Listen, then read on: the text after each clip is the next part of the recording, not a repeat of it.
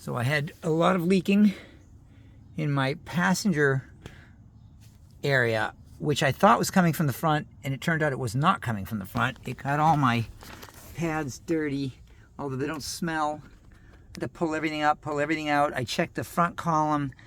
It was not coming from there because I finally stood in the car and ran water over it and watched where it came, and it came right out back by the back seat.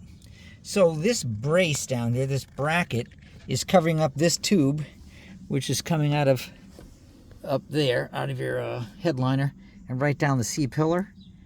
You got to take out the seat, back seat.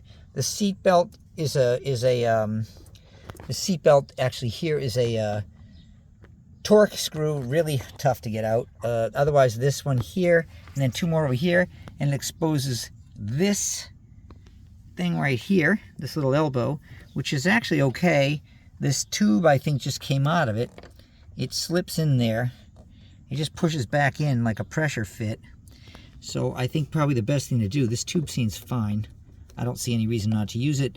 The water I already tried. I used a little plunger here, and I pushed some water right through there, and it doesn't actually come out like back here, they say by the wheel well. It came out there, but it also came out up there. So all along sort of this bottom ledge, the water seems to be coming out along there, but it's coming out. So that is clear. This thing here, this thing is working. This tube just came out of it, and it's in a horrible place to fix. So I think it's going to go back into it, and I'm going to put a zip tie right around this to hold it tight. So if you're having drainage problems, sunroof drainage problems, and you're getting leaks, it's not the air conditioning. The car does it when it's sitting still. I had a tarp over the roof, and I couldn't figure out what was going on. That's because it was going through the back and not through the front. So that might be your problem. The rear drainage tube, I took everything out because I was trying to find the original leak, and I've got some more work to do. So, but that should all clean up, and just spray some Rust-Oleum over that rust more than likely, and put everything back, and then reconnect this tube where it's supposed to go, and put a zip tie around it so it isn't going to go anywhere. And that should be the end of that. But then you still have to watch out for any of this stuff clogging up again. So ongoing problem. It's obviously a poorly designed system.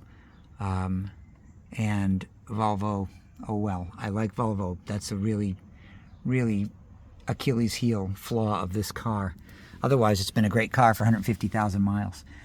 No big problems, really. No problems, hardly any at all. So that's how to fix it. I was very frustrated in trying to find information, no good videos to show how people actually got it out. Well, that's how you get it out. Pull the seat out. There's one bolt, there's a clasp here that holds the seat down here. Once you loosen the screw, pull this up, the seat just pushes over that way and pops out. Easy. Then you just got to take this bracket out. Seems like a big deal. It's not a big deal. It's four bolts. The hardest one is the Torx one. I used an old-fashioned Torx wrench, but I should have used this in the first place. That saved my body a lot of pain because it was not coming out easy, even with a torque wrench. So use your hammer, your what do you call that? It's a hammer drill, basically, and that will get you down to there where you need to be. Put it back together if it's okay. If not, go and buy a new tube, put it in. Then you got to probably take out the headliner to get at it, which I don't want to do here. I think it's okay up there. I'm going to check it a little bit, but I think I'm going to leave it and then test it, and then we'll see.